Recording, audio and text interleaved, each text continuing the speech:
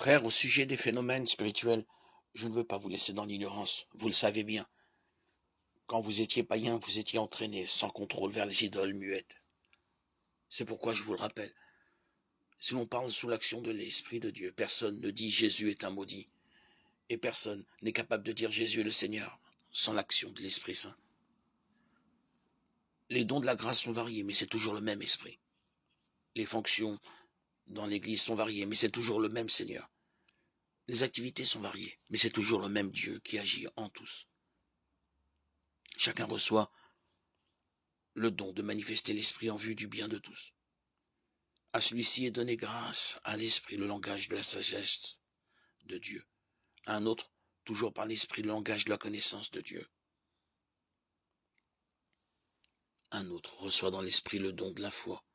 Un autre encore des pouvoirs de guérison dans l'unique Esprit. Un autre peut faire des miracles, un autre est un prophète, un autre sait reconnaître ce qui vient vraiment de l'Esprit. L'un reçoit le don de dire toutes sortes de paroles mystérieuses, l'autre le don de les interpréter. Mais celui qui agit en tout cela, c'est le même et unique Esprit. Il distribue ses dons à chacun selon sa volonté. Prenons une comparaison. Notre corps forme un tout. Il a pourtant plusieurs membres. Et tous les membres, malgré leur nombre, ne forment qu'un seul corps. Il en est ainsi pour le Christ. Tous, juifs ou païens, esclaves ou hommes libres, nous avons été baptisés dans l'unique Esprit pour former un seul corps. Tous, nous avons été désaltérés par l'unique Esprit. Le corps humain se compose de plusieurs membres et non pas d'un seul. Le pied aura beau dire « je ne suis pas la main, donc je ne fais pas partie du corps ». Il fait toujours partie du corps. L'oreille aura beau dire « je ne suis pas l'œil, donc je ne fais pas partie du corps ». Elle fait toujours partie du corps. Si dans le corps il n'y avait que les yeux, comment pourrait-on entendre? S'il n'y avait que les oreilles, comment pourrait-on sentir les odeurs? Mais dans le corps, Dieu a disposé les différents membres comme il l'a voulu. S'il n'y en avait qu'un seul, comment cela ferait-il un corps? Il y a donc à la fois plusieurs membres et un seul corps. L'œil ne peut pas dire à la main « je n'ai pas besoin de toi ». La tête ne peut pas dire aux pieds « je n'ai pas besoin de vous ». Bien plus, les parties du corps qui paraissent les plus délicates sont indispensables.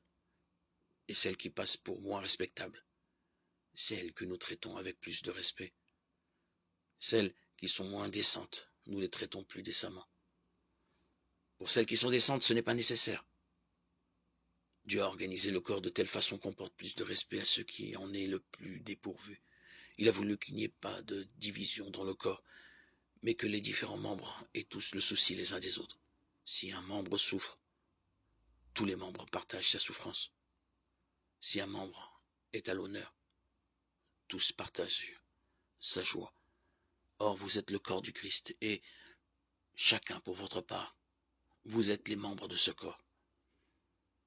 Parmi ceux que Dieu a placés ainsi dans l'Église, il y a premièrement des apôtres, deuxièmement des prophètes, troisièmement ceux qui sont chargés d'enseigner, puis ceux qui font des miracles, ceux qui ont le don de guérir, ceux qui ont la charge d'assister leurs frères ou de les guider, ceux qui disent des paroles mystérieuses.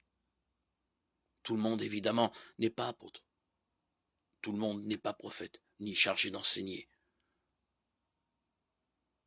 Tout le monde n'a pas à faire des miracles, à guérir, à dire des paroles mystérieuses ou à les interpréter. 1 Corinthiens 12, 1, 30.